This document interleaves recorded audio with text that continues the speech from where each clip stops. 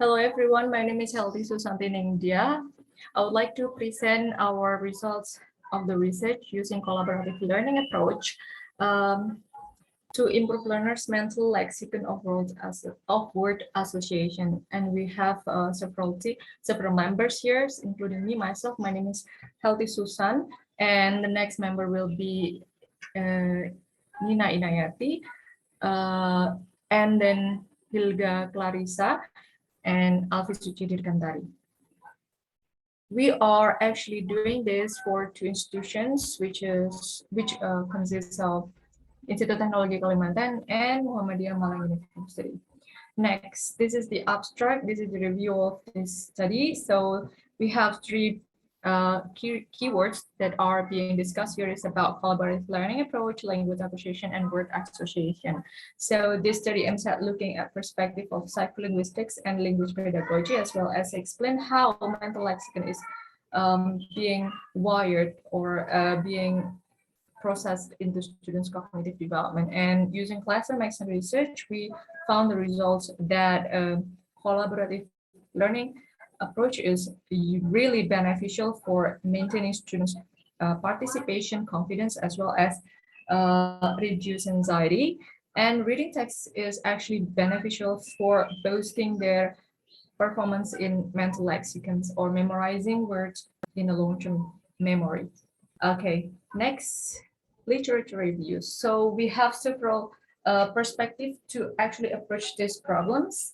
Word association and mental lexicon is actually the way new words are stored in a long-term memory, as explained by Carol in 2008, and actually it's in the form of World Wide Web. So it's the analogy that has been said by Brown.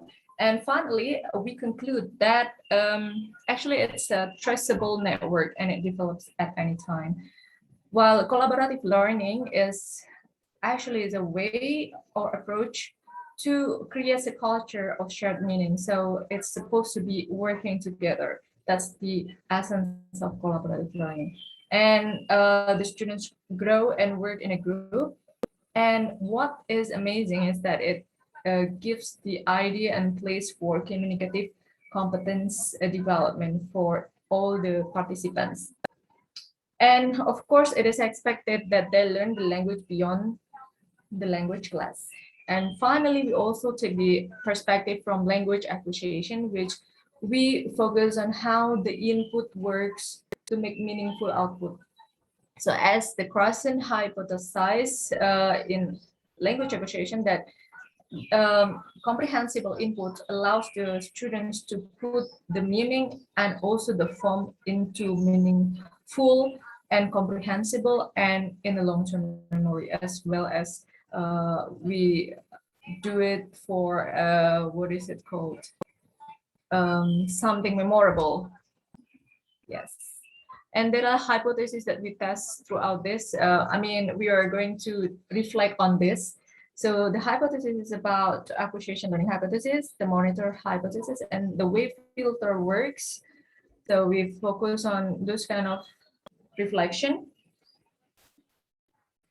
And research methods, we use classroom action research as a design to meet this kind of a demand.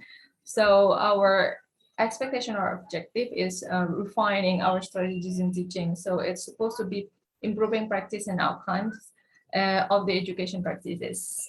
And as referred to target, chemist and target, we are using cycles, of course, and the cycle will be stopped if we have already met the intended result. And subjects consist of students of Institut Teknologi Kalimantan in their last year, which consists about 60 students, and they are getting the tests before the graduation. So they are preparing for that kind of language assessment. And our criteria of success is the class mean score of 75 with no score below 70. And also they had positive perception of the class activities proven by the minimum 70% students' enjoyment and satisfaction toward learning and teaching activities. And this is the result. we see that the collocation and figurative languages from throughout the day 1, day 2, and day 3 has been improving. So this is the things, the more they learn about the song. So in the first cycle, we use Justipedia, and also we are giving them practices and discussion. So we see that they are getting engaged with the activities. And then the next stable criteria of success, here we got the lowest score, 66, which is actually not yet achieving the intended learning outcome, but the mean score here already 70 actually. Okay, next will be closed question response, and we found that actually the satisfaction achieved 79.5%, and I think it's already satisfactory in terms of perception.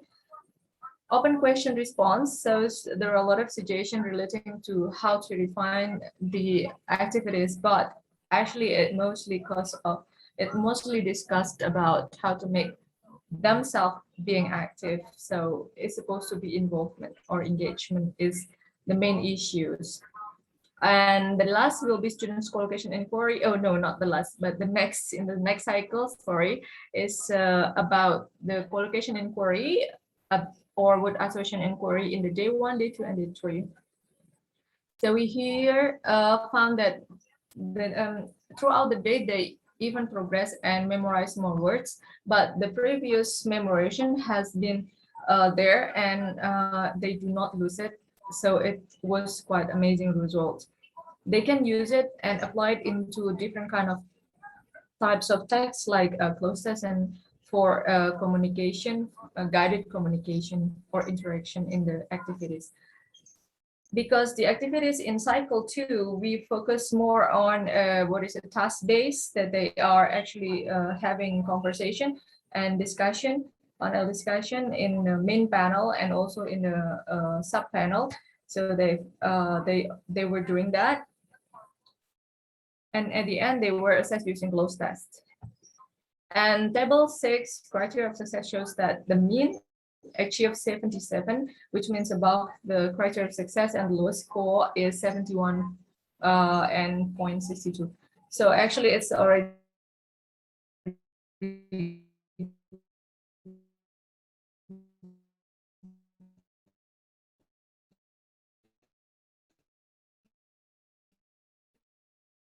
great things.